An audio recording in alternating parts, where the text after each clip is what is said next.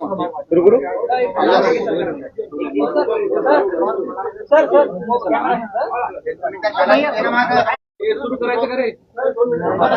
सगळ्यांना नमस्कार. सगळ्यात आधी सॉरी, सगळ्यांना थोडी वाट बघावं लागली तुमच्या सगळ्यांना. मी अमेरिकेवरनं आधीच 20-22 तासाचा प्रवास करून सरळ जंतर मंतरलाच गेलो होतो एअरपोर्टवरनं. आणि तिथून मग रात्री सकाळी रोजगार देताय मुलांना ना, त्यांच्या परीक्षा तुम्ही बरोबर घेताय, तर करायचं काय या मग सरकारचं? तर या सरकारला आता या देशातला तरुण घाबरत नाहीये आणि तो आता रस्त्यावर येणार. आणि जोपर्यंत धर्मेंद्र प्रधान जे शिक्षा मंत्री आहे ते राजीनामा देणार नाही. कालच्या एकूण आंदोलनाबद्दल पोलीस होता मत काय, खरंच एवढा मोठा रिस्पॉन्स होता का? अनेक जर प्रश्न उपस्थित करायचे रिस्पॉन्स नव्हता. फोटो पाहिले, मला वाटतं सगळ्यांनी. मला फोटो व्यक्तिगत सोडून काय बोलायची गरज नाहीये. तेवढे तरुण जे आले होते त्यांच्याबद्दल तुम्ही काय म्हणणार? ते तरुण काय, त्यांचे जे इश्यूज होते ते बरोबर नव्हते असं तुम्हाला म्हणायचंय? किंवा ती आणलेली गर्दी होती? मी तर स्वतः काल अमेरिकेवरनं 8 वाजता पोहोचलो इंडियामध्ये. तिथून मी डायरेक्ट एअरपोर्टला गेलेलो आहे. आणि त्यानंतर तुम्ही म्हणताय जे लोक आले होते ते कमी आले होते, काय आले होते? पूर्ण जंतर मंतर भरलेलं होतं. तुम्ही स्वतः सगळ्यांनी फोटो पाहिलेले आहे. आणि त्याच्यानंतर तुम्हाला असं वाटतं प्रतिसाद नव्हतं. मग प्रतिसाद काय असतो? जेवढी जागा होती त्याच्यापेक्षा जास्त लोक भरलेली होती तिथे. आता याच्यामध्ये केंद्रीय शिक्षण मंडळाचा राजीनामा घेऊन सगळे प्रश्न सॉल्व्ह होतील? माझं असं म्हणणं आहे, जर तुम्ही राजीनामा नाही घेऊ शकत तर मग दुसरे प्रश्न कसं काय सॉल्व्ह करणार? अकाउंटेबिलिटी कुठेतरी फिक्स झाली पाहिजे. फंडामेंटली बोलायला गेलं तर सिस्टम तेव्हा फिक्स होईल जेव्हा कोणी जिम्मेदारी घ्यायला तयार असेल. जर जिम्मेदारी कोणी घेणारच नाही तर सिस्टम कुठून ठीक होणार आहे? Next question. ते आम्ही लवकरच सांगू. जसं आम्ही सांगितलं, आता आंदोलन हे आम्ही देशभर करणार आहे. पण आता 6 दिवसाचा अल्टिमेटम आहे. 7 दिवसाचा काय अल्टिमेटम नंतर काय भूमिका असणार हा या सगळ्यांच्या लक्षात. आता हे आम्ही आंदोलन अजून वाढवणार आहे. आणि जर त्यांनी 6 दिवसात राजीनामा नाही दिला, आम्ही पुन्हा एकदा जमिनीवर येऊ. चालू आहे. आता सध्या तरी मी घरी आलेलो आहे. 1-2 दिवस थांबेल मी. आता याच्यानंतर बघू, आता पुढचा निर्णय घेऊ. आज पहिलाच दिवस आहे माझा घरी. राजीनामा त्यांनी घेतला पाहिजे हे आम्ही आधीपासून म्हणतोय. जर शिक्षा मंत्र्यांचं अकाउंटेबिलिटी फिक्स होत नाही, ते याच्यात पंतप्रधानांची जिम्मेदारी आहे. जर ते रशिया आणि युक्रेनचं युद्ध थांबू शकतात तर पेपर लीक थांबू नाही शकत ते. ज्यावेळेस सुप्रीम कोर्टामध्ये झुरळ हा शब्द उच्चारला होता, झुरळ शब्द उच्चारल्यानंतर ही सगळी ऍक्टिव्हिटी सुरू झाली. देशभरातले सगळे तरुण झुरळ म्हणून स्वतःला संबोधून तुला रिस्पॉन्स दिला होता, पाठिंबा दिला होता. तर त्यानंतर हा विषय हातात घेतला. हा केवळ एकच विषय असणार आहे का या सगळ्या पुढच्या काळामध्ये जे काही सरकार विरोधी विषय असतील किंवा आणखी काही मुद्दे असतील ते हाती घेणार आहेत? काय अजेंडा असणार आहे अशी एक उत्सुकता सगळ्यांना.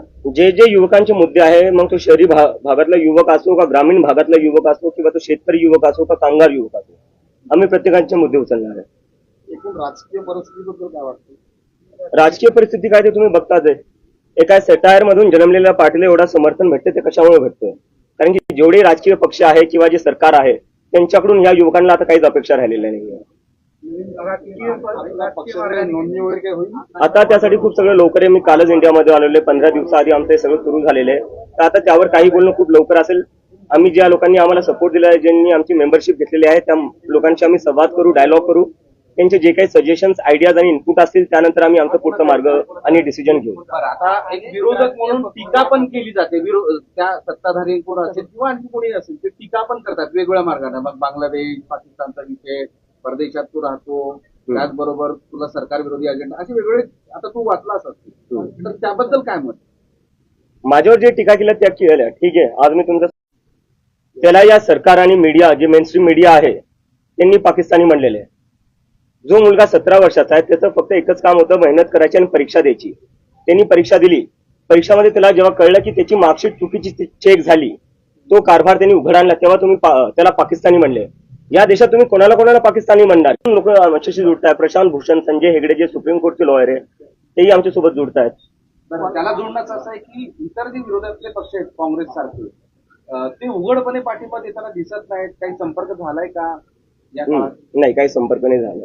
जर ते संपर्क केला त्यांनी, ते पाठिंबा दिला तर देऊ इच्छितो. ज्यांना युवकांच्या मुद्द्यावर आम्हाला पाठिंबा देत आहेत त्यांनी आम्हाला पाठिंबा देऊ शकतात. कारण की आम्ही कोणा एका पक्षासाठी करत नाहीये, आम्ही युवकांसाठी करतोय. आणि ज्यांना युवकांची काळजी आहे ते आम्हाला पाठिंबा देऊ शकतात. आपला माजी पक्ष आहे आम आदमी पार्टी आहे तर त्यांनी काय पाठिंबा वगैरे दिला किंवा त्यांच्या काही संपर्कात आहे आपण? संपर्कात नाहीये, पण मी जसं आधी म्हणलं, ज्या ज्या पक्षांना किंवा लोकांना युवकांची काळजी आहे आणि युवकांच्या मुद्द्यांवर थोडंफार काही वाटत असेल त्यांना, तर त्यांनी आम्हाला समर्थन द्यावं. कारण की आमची जी पूर्ण मुवमेंट आहे ती सगळे जे युवक आहे ज्यांच्यासोबत शिक्षणात काही चांगलं होत नाही, शिक्षण व्यवस्था आपली कोलॅप झाली आहे, बेरोजगारी आपल्या देशात मागच्या 40 वर्षात सगळ्यात जास्त आहे. आज आपल्या देशात 50 लाख ग्रॅज्युएट दरवर्षी निघतात. त्या 50 लाख ग्रॅज्युएट पैकी फक्त 20 लाख ग्रॅज्युएट्सला नोकरी भेटते, बाकीचे 30 लाख जे ग्रॅज्युएट्स आहेत त्यांना नोकरी भेटत नाही. तर या मुद्द्यावर ज्यांना आवाज उठवायचा आहे आणि ज्यांना समर्थन द्यायचं आहे ते आम्हाला समर्थन देऊ शकतात. नाही, या मुवमेंटचं काही पॉलिटिकल मध्ये परिवर्तन होईल? ही पॉलिटिकलच मुवमेंट आहे सर. या देशात प्रत्येक गोष्ट पॉलिटिकल आहे. पॉलिटिकल फक्त 5 वर्षातून एकदा मत देणं म्हणजे पॉलिटिक्स नसतं. पॉलिटिक्स म्हणजे तुम्हाला 5 वर्ष ज्यांना मत दिले त्यांना प्रश्न विचारणं पॉलिटिक्स असतं. ते हे पॉलिटिकलच आहे. मतदानाच्या पॉलिटिक्स मध्ये उतरणार? ते मी जसं तुम्हाला थोड्या वेळ आधी सांगितलं, खूप लोक ते सगळं बोलायला 15 दिवस झाले. कालच्या भाषणात पण म्हणालं होतं की भीती आणि प्रत्येकाच्या मनात भीती आहे की रस्त्यावर उतरलं तर काय होईल, आपण आंदोलन केलं तर काय होईल. ती भीती अजूनही मनात आहे का? पुढं या भीतीला सगळं दूर करून पुढे एकसंघ मला काल वाटतं की युवकांनी उत्तर दिलेलं आहे, ते आता घाबरत नाही. आणि त्यामुळेच काल जंतर मंतरवर आपण एवढी गर्दी पाहिली, पूर्ण जंतर मंतर भरून गेलं होतं. ते एक मेसेज होता की आजचा तरुण आता घाबरणार नाही या सरकारला. याला जोडूनच एक प्रश्न आहे. काल तुम्ही आंदोलनात पण बोललात की आई वडिलांच्या मनात आहे की आता तुमची आणि आई वडिलांची भेट झाली, ती भीती दूर झाली, काय वाटतं? नाही, माझ्या आई वडिलांना भीती वाटतेच थोडीफार. मी त्यांना सांगतो घाबरायची गरज नाही, कारण की आता मी एकटा नाही, लाखो तरुण माझ्यासोबत जुडलेले आहेत. काय जंतर मंतरवर इतके हजारो तरुण आलेले होते. आणि जे काही आई वडील बघत असतील, मी त्यांना सांगू एक मेसेज त्यांच्यासाठी आहे. मला माहिती आहे जेव्हा तुमचे लेकरं काही राजकारणावर बोलत असतील किंवा सरकारला प्रश्न विचारत असतील तेव्हा तुम्हाला भीती वाटत असेल, तुम्ही लेकरांना सांगत असाल की काही बोलू नको, तुझ्यावर केस करतील किंवा तुझ्यावर काही आरोप लावतील किंवा तुला आत टाकतील. घाबरू नका तुम्ही घाबरतात ह्या सरकारला प्रश्न नाही विचारत. त्यामुळे आज नीट सीबीएसई सारख्या भानगडी होत आहेत आणि त्यामुळे आपल्या लेकरांचं जे भविष्य आहे ते उद्ध्वस्त होत आहे. जोपर्यंत आपण प्रश्न विचारणार नाही, जोपर्यंत आपले जे मुलं आहेत ते बोलणार नाही, तोपर्यंत हे सिस्टम काही नीट होणार नाही. सिस्टम नीट करायचं म्हणजे आधी आवाज उठवावाच लागेल. काँग्रेसचे नेते तुम्ही मराठवाड्यात आलेले आहात, युवकांच्या प्रश्नांवर जरांगे पाटील बोलायचे आहे आणि भेटत आहेत, तर त्यांची तुम्ही भेट देणार आहे का? सर, मी आज सकाळी 6लाच घरी पोहोचलो. मला थोडा वेळ तर द्या. मला आधी माझ्या आई वडिलांसोबत तरी बसू द्या. काँग्रेसच्या नेत्या जयश्री ठाकरे म्हणतात की भारतीय जनता पार्टीची विचारधारा ही काँग्रेसची दूरचिवृत्ती आहे. याकडे आयडियोलॉजीचा प्रश्न उपस्थित आमचे जे इन्स्पिरेशन आहे, जसं मी आधीपासून म्हणत आलेलो आहे, महात्मा गांधी, आंबेडकर, नेहरू, भगतसिंग. आणि मला वाटतं ही आयडियोलॉजी कुठल्या एका पार्टीची नाही किंवा कुठल्या एका माणसाची नाही. देशात आपले सगळेच असे, महाराष्ट्रच बघायला गेला तर सगळ्यात जास्त प्रोग्रेसिव्ह लिबरल आपला महाराष्ट्रच आहे. ती आयडियोलॉजी तर मला वाटतं सगळ्या महाराष्ट्राचीच असू पण शकते. या पुढच्या काळात देशभराचा दौरा करणार आता? त्याच्यावर आम्ही हे विचार करतोय आणि लवकरच करू. आम्ही लवकरच करू. आपने 7 दिन का अल्टीमेटम दिया है सरकार को धर्मेंद्र प्रधान की इस्तीफे में, अगर वो अल्टीमेटम पूरा नहीं होता है, वो इस्तीफा नहीं देते तो फिर आप क्या करेंगे? हम फिर से आंदोलन शुरू करेंगे और फिर से हम अपना धरना देंगे.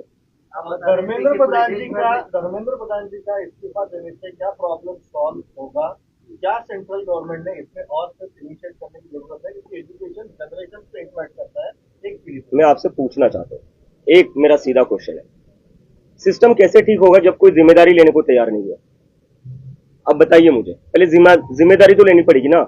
कल को आप किसी कंपनी में काम करते हो, उस कंपनी में नुकसान हो रहा है उस कंपनी का आपकी वजह से, क्या वो नुकसान फायदे में बदल सकता है जब तक आप रिजाइन ना करो?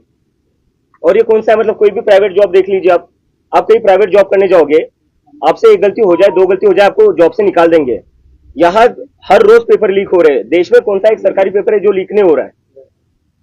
उसके बाद भी कोई रेजिग्नेशन नहीं आ रहा है. तो जब तक रेजिग्नेशन नहीं आता तो कैसे कर दिखाओ, हमें बताओ तो कि आप गलती मानने के लिए तैयार हो. आपण भाजपचे धर्मेंद्र प्रधान आहे, तर त्यांचे जे सेक्रेटरी आपण त्यांना पण धारेवरती धरणार का? कारण जर बघायला गेलं तर मंत्री जर 5 वर्षाला बदलत राहतात, पण सेक्रेटरी फिक्स करतो, प्लॅन पण नाही का, एक्झिक्यूटिव्ह सेक्रेटरी होतो, तर आपण त्यांना पण धरलं पाहिजे. छोट्या माणसांना पकडून काय अर्थ?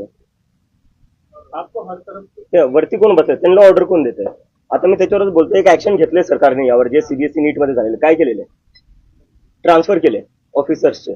सस्पेन्शन पण नाही, नुसतं ट्रान्सफर केलेलं आहे. 6-7 स्टुडंट्सनी आत्महत्या केलेली आहे. त्याच्यावर सरकारचं ऍक्शन काय? ट्रान्सफर. सस्पेन्शन पण जमलं नाही तुम्हाला. म्हणजे या देशात जे स्टुडंट्स आहेत त्यांची लाईफ त्यांच्या लाईफची व्हॅल्यू एवढी कमी आहे की तुम्ही सस्पेंडही नाही करू शकत अधिकाऱ्यांना. आम्ही तर राजीनामा म्हणतोय, राजीनाम्याशिवाय कमी काही मंजूरच नाहीये. तुम्ही नुसतं ट्रान्सफर केले, काय लायकी ठेवली त्या स्टुडंट्सनी ज्यांनी आत्महत्या केली आहे? काय वाटत असेल आज त्यांच्या आई वडिलांना हे सगळं पाहून?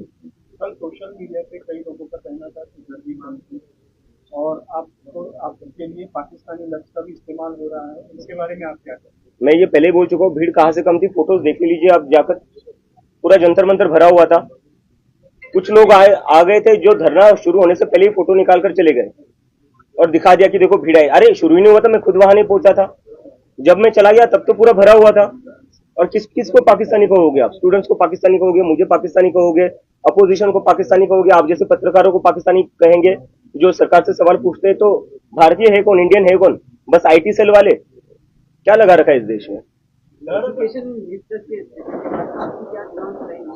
हम उसके लिए पूरा एजेंडा प्रिपेयर करें जिस पर हम जाकर बताएंगे कि एजुकेशन में क्या क्या, किस तरीके से पूरा एजुकेशन सिस्टम फिक्स हो सकता है. और बात वही तक नहीं है, इस देश में एम्प्लॉयमेंट की भी बहुत जरूरी है.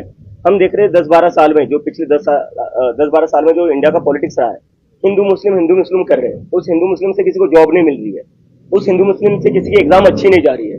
तो वो सारा फोकस बदलना पड़ेगा. सरकार का जो प्रायोरिटी वो बदलना पड़ेगा, फोकस बदलना पड़ेगा. जब एम्प्लॉयमेंट की बात होगी, जब एजुकेशन की बात होगी तब कहा जाकर ये देश सच में प्रोग्रेस कर सकता है. आपको लगता है कि की वजह से जो नियर बाय कंट्रीज है वहाँ पर तो इंडिया में भी हो सकता है? नियर बाय कंट्री से मैं कंपेयर नहीं करना चाहूंगा, क्योंकि मैं देख रहा हूँ कि एक इकोसिस्टम है सरकार का, एक नैरेटिव चल रहा है जो बार बार बांग्लादेश में जो हुआ, नेपाल में जो हुआ, उससे हमें कंपेयर करके बोले जा रहे हैं कि ये लोग देश में तबाही मचाना चाहते. कल देख लिया, कल जंतर मंतर को पूरा भरा हुआ था, इतनी भीड़ थी, कहीं पर भी कुछ नहीं हुआ, एकदम शांतिपूर्ण तरीके से प्रदर्शन हुआ. कल हमने दिखा दिया है कि ये प्रदर्शन हम शांतिपूर्ण तरीके से ही करेंगे और करके दिखाया है हमने. और आगे जाकर इससे भी बड़ा प्रदर्शन होगा जो पूरा शांतिपूर्ण होगा. बिल्कुल होगा, मैं जल्दी तय करूंगा उसका. आप राजनीतिक पार्टी के लोगों से, बड़े नेताओं से कोई बातचीत हुई है इस बारे में? बिल्कुल नहीं, आप किसी से मिलने वाले बिल्कुल हैं? नहीं. कोई आपसे मिलने वाला? मैं सीधा अपने घर पर आया हूँ. एयरपोर्ट से मैं गया जंतर मंतर से मैं गया एयरपोर्ट, मुंबई लैंड हुआ, सुबह यहाँ पहुंचा, सुबह बाय रोड में यहाँ पहुंचा. अगर कोई इच्छा व्यक्त करता है आपसे मिलने की या आगे बात करने की? नहीं, ये जैसे कि मैंने पहले बताया, ये पूरा मूवमेंट जो है वो युवाओं का मूवमेंट है. इट्स फॉर द जेन जी, और उन लोगों का सभी पार्टियों से भरोसा उठ चुका है. तो जिन जिन लोगों को हमें समर्थन देना है वो बाहर से समर्थन दे सकते हैं, लेकिन हम खुद किसी से भी एसोसिएटेड नहीं होंगे. ये मैं बात क्लिअर कर देता हूँ. महाराष्ट्राचे मुख्यमंत्री आहेत देवेंद्र फडणवीस यांनी बाईट देताना सांगितलं आता थोड्या वेळापूर्वी, काल सांगितलं की अराजकतावादी चेहरा आणि मनसुबे या आंदोलनातून उघड झाले आहेत. बरं, काय अराजक चेहरा म्हणजे काय? अराजकतावादी चेहरा आणि मनसुबे येतो मी त्याच्यात. आंबेडकरांचं पुस्तक घेऊन गेलो होतो मी. त्यांना म्हणायचं जे आंबेडकरांना फॉलो करतात ते अराजक असतात. जे भीमचे घोषणा देत होतो मी, त्यांना हे म्हणायचं जे भीमच्या घोषणा अराजकता आहे. देवेंद्र फडणवीस जे आपले मुख्यमंत्री आहेत त्यांनी थोडा ना विचार करावा. ते युपीचे मुख्यमंत्री नाही, ते महाराष्ट्राचे मुख्यमंत्री आहेत. जो महाराष्ट्र प्रोग्रेसिव्ह आहे, सेक्युलर आहे, पुरोगामी विचारांचा आहे. ते कसं काय जे आंबेडकरांचे पुस्तक घेऊन चालतायत, जे भीमचे घोषणा देत आहेत, त्यांना कसं काय ते अराजक म्हणू शकतात? मला लाज वाटतेय जे स्टेटमेंट आले त्यावरनं. काँग्रेस जनता पार्टीचे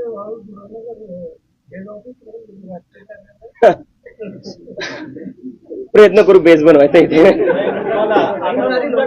जंतर मंतर में जो लोग आए थे, जो बच्चे आए थे, जो ग्रुप आया था, ये देश के किस किस कोने से आया था? आपने कुछ उसको एनालाइज किया है? कल जो मैंने टी शर्ट पहनी थी वहां पर Indian jersey, Indian cricket team थी. वो एक लड़का आया था सिक्किम से, 1,500 किलोमीटर दूर से आया था.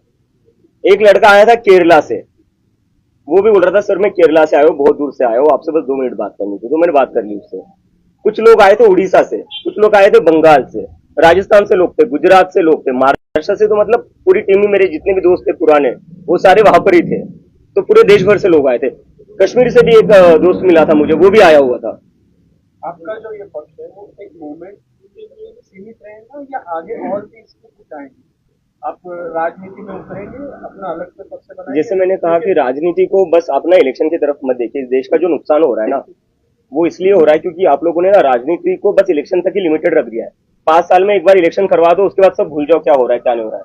फिर सब बिक जाते हैं, यहाँ बैठ जाता है, उसके पास बैठ जाता है, खरीद फरोख्त चलती रहती है अगले 5 साल. तो ये सब नहीं करना है हमें मुद्दे की राजनीति करनी है.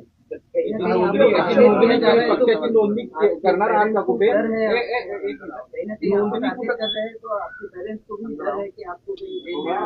मैं मेरे पेरेंट्स को बता कर आया था जब मैं यूएसए से बैठा था फ्लाइट में कि मैं तो इसलिए आ रहा हूँ, मैं मेंटली प्रिपेयर हूँ जेल जाने के लिए। अगर मैं जेल जाता हूँ आप चिंता मत करना, क्योंकि इस देश में किसी ना किसी को तो आवाज उठानी पड़ेगी और कल मैं उसके लिए तैयार था। अभिजित, काँग्रेस जनता पार्टीची काही नोंदणी केली जाणार आहे का? ते मी सर तुम्हाला मी आता हे 3-4 वेळेस म्हणते 15 दिवस झाले आम्हाला, 15-16 दिवस झालेले. आम्हाला थोडा वेळ द्या, कारण की आम्ही 15 दिवसातच एवढं मोठं आंदोलन करून दाखवलं जंतर मंतरवर, हीच खूप मोठी गोष्ट आहे. जेनजीस को कोई मैसेज जेनजीस के लिए कोई मैसेज है? जेनजी को एक ही मैसेज है कि जब आप लोग आवाज उठाओगे तो सरकार में कोई भी बैठा हो उसको आपकी बात सुननी पड़ेगी। आप लोग आवाज नहीं उठाते हो, उन लोगों को लगता है कि आप डर जाओगे, और उनको ये लगता है कि अगर ये लोग मुझे अरेस्ट कर देंगे तो उससे आप लोग डर जाओगे, लेकिन आपको डरना नहीं है। अगर जेल में जाने की बात आई मैं खुद जेल चला जाऊंगा, आप लोगों को जेल में जाने की जरूरत नहीं है। लेकिन मैं बस एक चीज चाहता हूँ, आप लोग आवाज उठाते रहो। जब जब किसी के साथ भी देश में गलत होगा, यह हम सबकी जिम्मेदारी है कि हम आवाज उठाएं।